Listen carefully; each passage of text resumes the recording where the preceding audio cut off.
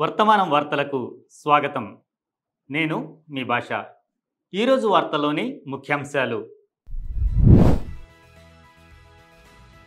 బెంగళూరులో under ground power సప్లైపై అధ్యయనం చేసిన తెలంగాణ డిప్యూటీ సీఎం.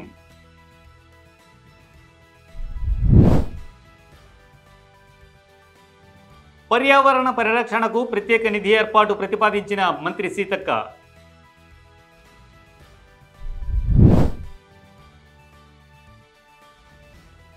అహ్మదాబాద్ చందోలా సరస్సు వద్ద కూల్చివేతలు కొనసాగుతుండగా ముస్లింలను లక్ష్యంగా చేసుకున్నారని నివాసితుల ఆరోపణ.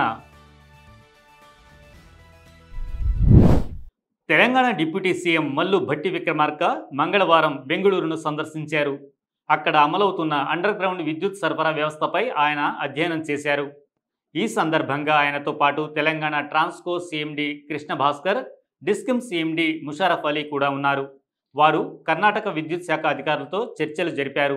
ఈ విధానం ద్వారా విద్యుత్ సరఫరా చక్కగా జరిగిందని గుర్తించారు.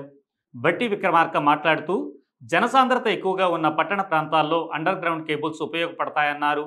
హైదరాబాద్ ఔటర్ స్కర్ట్స్లో ఏర్పడబోయే ఫ్యూచర్ సిటీ ప్రాజెక్టుకు ఇది ఎంతో ఉపయోగకరంగా ఉంటుందని చెప్పారు. ప్రాజెక్టు వ్యయాలు, బ్యాంకు రుణాల వినియోగం, సాంకేతిక సవాళ్లు, లాభదాయకత, ప్రమాదాలు వంటి అంశాలపై తెలంగాణ బృందం ఇంజనీర్లతో చర్చించింది.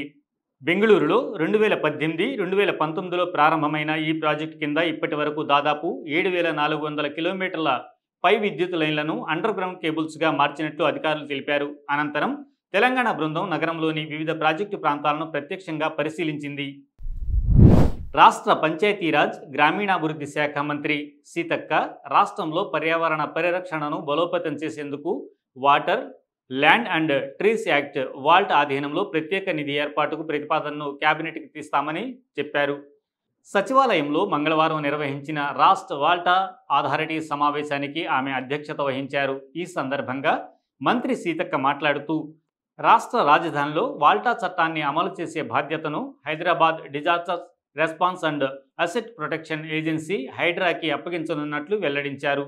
ప్రతి గ్రామం, వార్డులో వర్షపు నీటి సంరక్షణ మరియు పర్యావరణ పరిరక్షణ ముఖ్యంగా పరిగణించాల్సిన అంశాలని పేర్కొన్నారు. గ్రామ, వార్డు సభల్లో ఇవి ప్రధాన అంశాలుగా చర్చించాలని అన్నారు. ప్రజల్లో అవగాహన పెంచేందుకు విస్తృత ప్రచార కార్యక్రమాలు చేపట్టాలని సూచించారు. వాల్టా అమలుకు మండలం, డివిజన్, రాష్ట్ర స్థాయిలో ప్రత్యేక అధికారుల నియామకాన్ని ప్రతిపాదించారు. పర్యావరణ చట్టాలు ఉల్లంఘిస్తే కఠిన చర్యలు తీసుకుంటామని హెచ్చరించారు. నిపుణులు, శాస్త్రవేత్తలు, పర్యావరణవేత్తలతో కలిసి విధానాలు రూపొందించాలని చెప్పారు. గ్రామాలను హరిత, నారింజ, ఎరుపు జోన్లుగా భూగర్భ జలాల స్థాయిని బట్టి వర్గీకరించి పంచాయతీ గోడలపై వీటిని ప్రదర్శించాలని ఆదేశించారు. ప్రతి గ్రామంలో బోరుబావులు, బావులు, నీటి వనరులపై పూర్తి స్థాయి సమాచారం సేకరించాలని చెప్పారు. సోక్ పిట్స్ నిర్మాణం మరియు వర్షపు నీటి రీప్ వాడకం నిరంతరం కొనసాగించాల్సిన అవసరాన్ని కూడా గుర్తు చేశారు. వాల్టా చట్టంపై ప్రత్యేక అవగాహన కార్యక్రమాలను 1 వారం పాటు నిర్వహించాలని నిర్ణయించారు.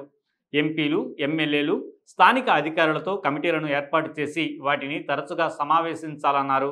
వాల్టా అథారిటీ ప్రతి 3 నెలలకు ఒకసారి సమీక్షా సమావేశం నిర్వహించనుంది. ఈ సమావేశానికి ఎమ్మెల్యే కలే యాదయ్య, నీటి వనరుల కమిటీ చైర్మన్ దుస్సెర్ల సత్యనారాయణ, ప్రొఫెసర్లు రాజశేఖర్, పండు రంగారెడ్డి, పర్యావరణ కార్యకర్తలు వెంకన్న, యోగేశ్వర్ తదితరులు హాజరయ్యారు.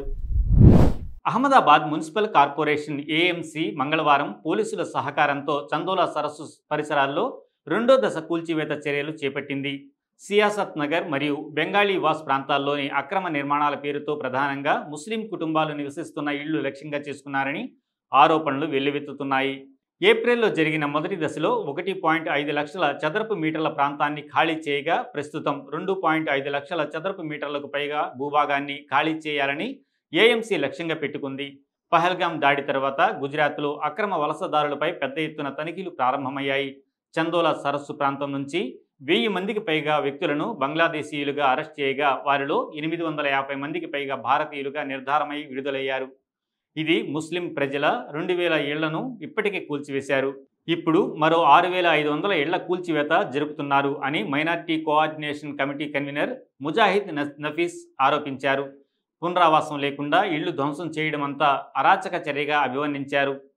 50 ఏళ్లగా ఇక్కడే నివాసం ఉంటున్నాం, ఎలాంటి నోటీసు ఇవ్వకుండా ఇల్లు కూల్చేశారు అని మోయిన్ బాయి అనే రోజువారీ కూలీ వాపోయారు. ఇంకొంతమంది మహిళలు మాట్లాడుతూ 2,000 రూపాయలు సంపాదించడానికి రోజు శ్రమిస్తున్నాం, కానీ ఇల్లు అద్దెకి తీసుకోవాలంటే 50,000 డిపాజిట్, 8,000 అద్దె అడుగుతున్నారు. మా దగ్గర ఆ స్థాయిలో డబ్బు లేదు అని వాపోయారు. నేను కర్ణాటక నుండి వచ్చాను, ఇక్కడే పుట్టి పెరిగాను, కానీ ఇప్పుడేమో బంగ్లాదేశీ అంటున్నారు అంటూ మరో వ్యక్తి బాధను వ్యక్తం చేశారు. ఈ వార్తలు ఇంతటితో సమాప్తం. మరిన్ని విశేషాలతో మళ్ళీ మీ ముందుంటాం. లైక్ చేయండి, షేర్ చేయండి, సబ్స్క్రైబ్ చేయండి. వర్తమానాన్ని ప్రజల్లోకి తీసుకువెళ్ళండి. ధన్యవాదాలు.